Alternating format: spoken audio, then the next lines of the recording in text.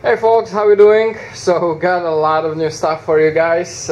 Restocking a shop for a little bit, at least with some fixed blades, some titanium goodies.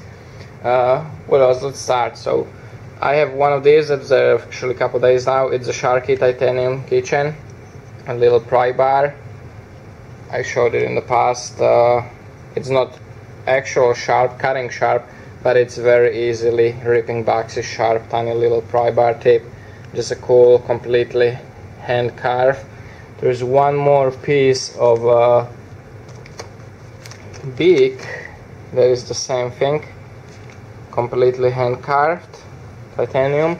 And then there are a bunch of not carved but just cleaned stone wash, heavenly stone wash, and very cool anodizing.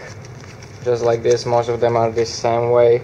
It's a really cool, kind of tricky, super secret anodizing when you stack them together, and it lets you do this rainbow border, inside border coloring. So those are actually very affordable. Because I didn't do no carving, I made them very, very affordable. And I have some cool stuff in the works for titanium goodies, keychain, some very, actually, I think very innovative keychain multi-tool, which I think is gonna be hot. So hopefully within a couple of weeks we're gonna see it. I'm seriously excited about it. That's how much I think it's cool. So another thing that I'm about to list is a bunch of these neckers, ultralight neckers. One is satin, no fancy super like collector pieces. These are workhorses, you know, knives made to be used, super thin grinds, you know, around 5, 6, 7,000 behind the edge. Very versatile, you know, pocket or neck carry system. Black paracord handle. It is glued. The tiny little reflections you see, that is the crazy glue, so the paracord doesn't come apart. I reinforce it with the drip of the very liquidy crazy glue. Some people might notice that, and I think I've mentioned in the past that's what I do on these neckers, just so it's not just the paracord, it's actually bonded to the handle a little more. So flat grinds, 5 stone wash and 1 satin. Just very popular model, these neckers. Super, super light, very, very capable, because the handle is so comfortable. It's not just one of those, you know, tactical neckers. It's actually, you know, purpose-built, high-performance knife. And the star of the day is actually, for me, star of the week, is this prototype. You guys seen the parts when it was water jet cut, and I couldn't wait for the heat treat, so I actually ground and fitted one blade from the Stellite 6K. I want to see, and because of the huge interest, I will actually be auctioning this one today on Instagram as a prototype, and because it's really special with the Stellite 6K, which by the way I'm pretty pleasantly surprised. It held up nice, and it is super thin grind. It's about 6,000 behind edge, 5-6,000 right now. Resharpened it, cleaned it, but been using it, carrying it the whole week, and I really like it. So it's not the best front flipper. It's different than what you normally consider front flipper when you have the flipper here.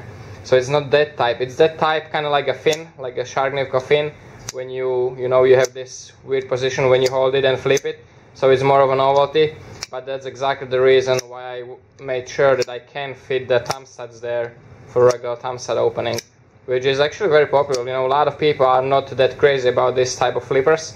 So you know, people keep asking about the regular thumb stud openers. So it kind of hits two flies with one stone. Is, you know, having this cool new thing that is optionable, and even if you don't want to use it, I mean, it's not in a way. It's actually is a very effective impact tool if you decide to, you know, use that for, you know, like that. It's glass break, you know, think of it as a glass break if you're not interested in that feature of a front flipper. But pretty cool knife. Love, you know, both. It is nice to have a little bit of change from all the flippers to have a regular thumb stud opener.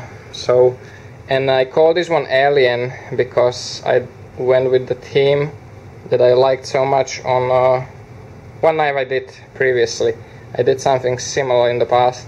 So it all started off with the idea of that alien spine backspacer that you see there.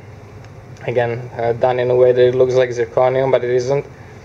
And then I kind of match the corners of the top radius, and then I hand carve that alien skin, which is actually, I think, even better than the first version I did, and I think it just works really well together. Overall, the overall design, I'm pretty happy with it. And the grind is probably one of the best grinds I've done. I love the blade shape. Really love the blade shape. It originates from it's slightly modified the original Kylie's version, so I slightly modified it, plus this one is one-off, so it is a little different. It is a little taller, I think, than the actual, you know, regular versions will be.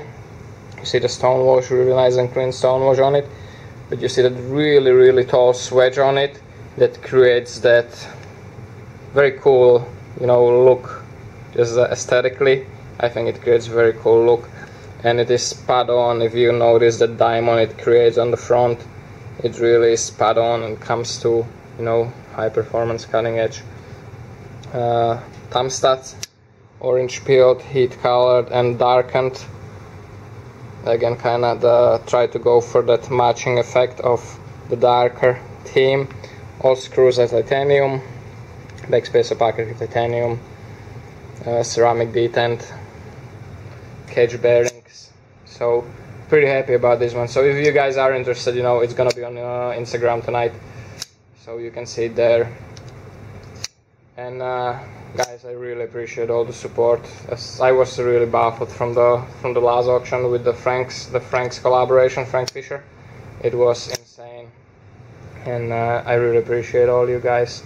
So guys, thank you for watching. Have a great weekend. Take care, stay safe, and remember, don't cut yourself.